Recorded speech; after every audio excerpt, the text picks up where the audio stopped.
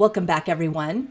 In this video, we're moving from tense and aspect and moving into mood and modality, which are two ways verbs show not just what happens, but how the speaker feels about it.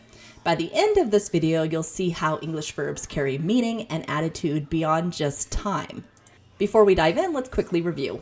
Tense tells us when an action happens, and aspect tells us how the action unfolds, whether it's ongoing, completed, or repeated.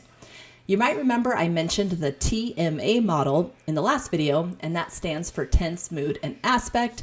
Last video, we covered tense and aspect, and today we're focusing on the M for mood, but we'll also cover modality.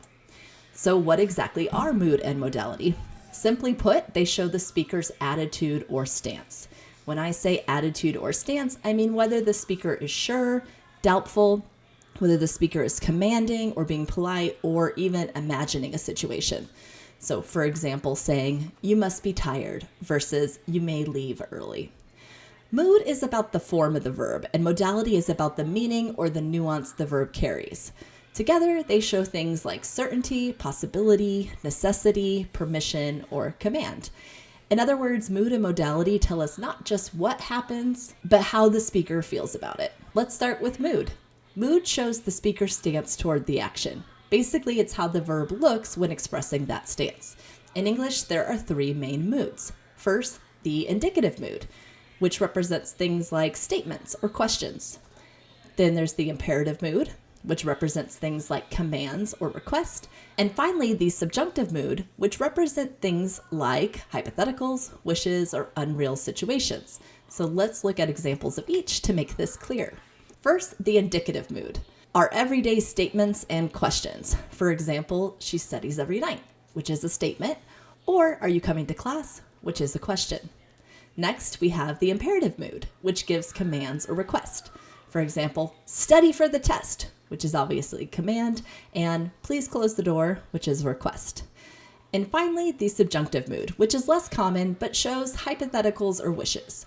For example, "I suggest that she study harder." And notice in that sentence that we say study and not studies. "If I were you, I'd take the job." And notice in this example how we use were and not was. And finally, examples like "Long live the king." So the subjunctive often appears most often in formal writing or in fixed expressions like "be that as it may," "let it be," or "God save the queen." And think of subjunctives as a wish or imaginary mood, something that isn't happening right now, unlike the indicative mood, which describes reality. So to keep it simple and straight in your head, remember the indicative mood is kind of like everyday talk. The imperative mood are like orders and requests, and the subjunctive mood is like hypotheticals, wishes, or formal statements. And you absolutely use all three of these, even if you're not thinking about it. Like sending a text that says, "Text me when you get home." That's an imperative. Or "I might go to the gym later," shows kind of, a subjunctive possibility. Next, let's move to modality. Modality adds shades of meaning to verbs, such as possibility, necessity, ability, or willingness. The main way we express modality in English is with modal verbs. The core modal verbs include can, could, may, might, shall, would, should, will, and must. Some key points about modal verbs. First, modal verbs don't change form, and we mentioned this in an earlier video. For example, it's always can, C-A-N, and it's never cans, C-A-N-S. Next, they're always followed by the base form of the verb, like "she can swim," and swim is the base form. And finally, they're a closed class, meaning English doesn't create new modal verbs. With modal verbs, think of them as helper verbs that add nuance to a sentence. And we can divide modality into three main types. First is epistemic, which shows certainty or likelihood. Then we have Deontic, which shows permission or obligation. And finally, dynamic, which shows ability or willingness. Let's look at some examples. First, epistemic. Examples include things like "she must be home by now," which shows a strong likelihood, right? "He might be late," which shows possibility, and "that can't be true," which shows impossibility. What about Deontic? Well, you must finish your paper. That shows obligation, right? Or you may leave early, which shows permission. And you should recycle, which shows moral obligation or like advice, right? And finally, dynamic. She can swim, which shows ability. I will help you, which shows willingness. And he won't cooperate, which shows refusal. Modals also help us sound polite or soften requests.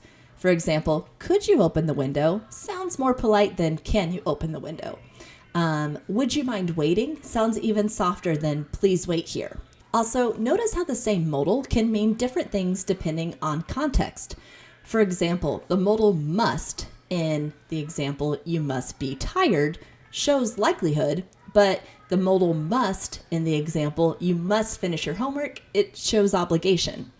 Or the modal can show ability in an example like she can swim, or permission in an example like you can leave early. So with modals, context is key. Modals are not just about meaning, they add tone, they add nuance, and they add attitude. To keep things straight, when you think of mood, think of the form of the verb and whether it's an indicative mood, imperative mood, or subjunctive mood. With modality, think of the meaning or nuance, whether it's possibility, necessity, ability, or willingness. Mood tells us how the verb looks. Modality tells us what extra meaning it carries. And mood and modality aren't just abstract grammar terms. They help us soften request, express doubt, show rules or obligations, and make writing sound more formal or polite. And you see mood and modality everywhere in conversations and literature and academic writing and even political speeches where word choice can make a statement stronger, weaker, or even more courteous.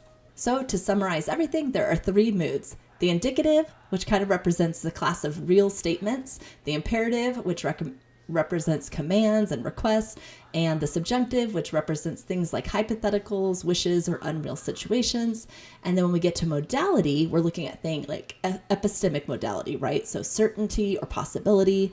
Deontic, which represents things like permission or obligation, and dynamic, which represents things like ability or willingness. So when you combine mood and modality with tense and aspect, you really get the full picture of what verbs can do in English. In the next video, we'll move from meaning to structure. We'll look at argument structure and valency, basically how many parts a verb needs to make a complete sentence. So stick around because understanding mood and modality will make it easier to see how verbs interact with the rest of a sentence.